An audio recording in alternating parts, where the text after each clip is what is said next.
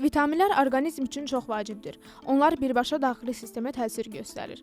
İnternet üzərindən satılan məhsullarda tərkib və doza ilə bağlı qeyri-müəyyənliklər isə sağlamlıq üçün risk yarada bilər. Bu risklər hormonal sistemə necə təsir edir? Sağlam qidalanma ən önəmli olan faktordur. Həblərlə, preparatlarla vitamin qəbulu heç də hər zaman qida ilə aldığımız vitaminin yerinə keçmir. Vitamin preparatlarında bizim diqqət etməli olduğumuz şeylərdən birisi qutusunda yazılmayan və tərkibində göstərilməyən bəzi ağır metallar ola bilər və ya qutu üzərində yazılan dozla həmin preparatın içərisində yazılan doz eyni ola bilmir. Saxta məhsullardan mümkün mərtəbə qorunmaq üçün internetdən deyil, yəni aptekdən almaq daha uyğundur.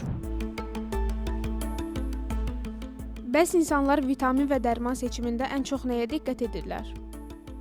Əgər həkim məsləhəti yoxdursa, həkim göstərişi yoxdursa, onların sağlamlığa hər hansı bir müsbət təsirindən söhbət gedə bilməz. Belə bir halla rastlaşsam, mən mütləqdir ki, həkimə müraciət edirəm. Ümumiyyətlə vitamin içmirəm, qəbul eləmirəm. Sadəcə qidama fikir verməyə çalışıram. Zənnimcə insanlar internetdə niyə alırlar? Nəinki vitamini, könnəyə şalva, qiymətlər azdır, aşağıdır. Onların da qiymətli sahasılar aşağı, cəmaət internetdə almış, gəlib dükandan alacaq.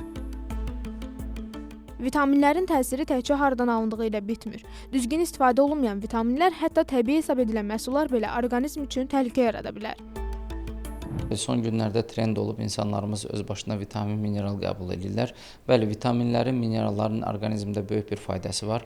Xüsusilə də vitamin C, vitamin D, sink, selen, maqnezium, kalsium. Amma bunların hər biri lazım olduğu zaman, lazım olduğu dozada bizim orqanizmimizə faydalı olur. Vitamin C-nin özü belə overdozda qəbul olunduqda mədə turşuluğunu artıraraq mədə-bağırsaq xəstəliklərinə gətirib çıxara bilər. Bundan əlavə olaraq, bəli, vitaminlər bizim bayaq qeyd etdiyimiz meyvələrdə, tərəvəzlərdə var. Bunların şirələrini içmək, əgər şəkərli diabet xəstəliyimiz yoxdursa, faydalıdır.